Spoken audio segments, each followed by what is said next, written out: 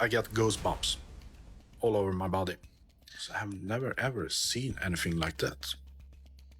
So the theories has been many and creative, but no one has came up with an explanation. Everything is just speculations. For over a decade, every single expert who examined the object at the bottom of the Baltic Sea walked away with the same expression: silence, then fear.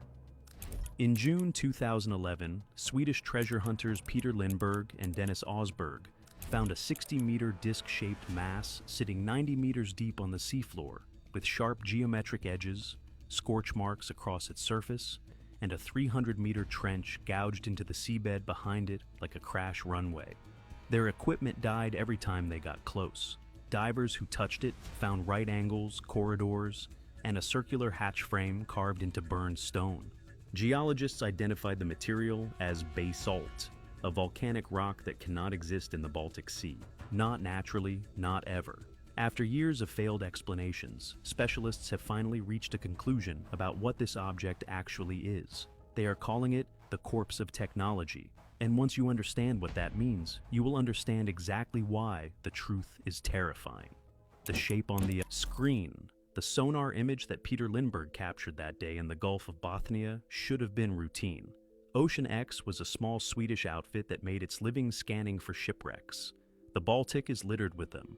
Centuries of naval warfare, merchant trade, and maritime disasters have left the seafloor between Sweden and Finland carpeted with sunken hulls, corroded anchors, and scattered cargo. A solid sonar return usually meant another wooden wreck, another payday. But what the side scan painted on Lindbergh's screen that afternoon was not a ship. Well, it was less than an hour, I remember. This strange, odd thing just turned up on the monitor. Not even close.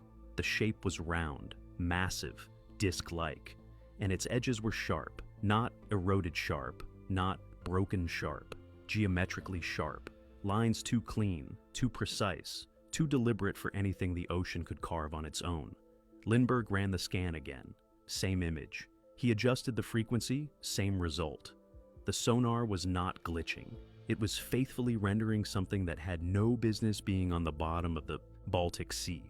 Dennis Osberg later described the moment as the point where the entire expedition shifted from treasure hunting to something none of them had a name for. The object spanned roughly 60 meters in diameter and sat pressed against the seabed at a depth of 90 meters. Dark scorch-like patches covered its surface in irregular patterns. Strange markings followed contours that bore no resemblance to anything the crew had encountered in the years of Baltic exploration. The sonar also picked up unusually sharp geometric features along the edges, features that looked almost engineered. The crew passed the printout around. Nobody had an explanation. Nobody even had a theory that made sense. Here's the catch. It was not the object itself that first rattled the team. It was what lay behind it. Stretching across the ocean floor in a perfectly straight line, pointing directly at the anomaly like an accusation, was a furrow nearly 300 meters long. Deep, clean, violent. I could say that it's not a wreck, it's something that looks very odd. Then we start measuring it and saw that it's nearly 60 meters in diameter. Whatever this thing was, it had not grown from the seabed. It had not settled gently through the water column. It had plowed across the ocean floor at tremendous speed and come to a sudden, decisive halt, like a crash landing, and the scar it left behind was about to become just as inexplicable as the object itself. The scar that would not heal. Now pay attention to this next part, because this is where the geology stops making sense. The Baltic seafloor is one of the most dynamic sedimentary environments on the planet. Currents shift sand constantly. The ocean bottom reshapes itself over and over across centuries. Anything left on that bed, fishing nets, anchors, even entire ship hulls, gets buried or erased within a relatively short geological window. Traces do not survive here. The ocean eats them, slowly, patiently, completely. But when Lindberg and Osberg returned with higher resolution instruments months later, the trench was still there, sharp-edged, deep, crisp, ridges of displaced material, piled to either side and heaped at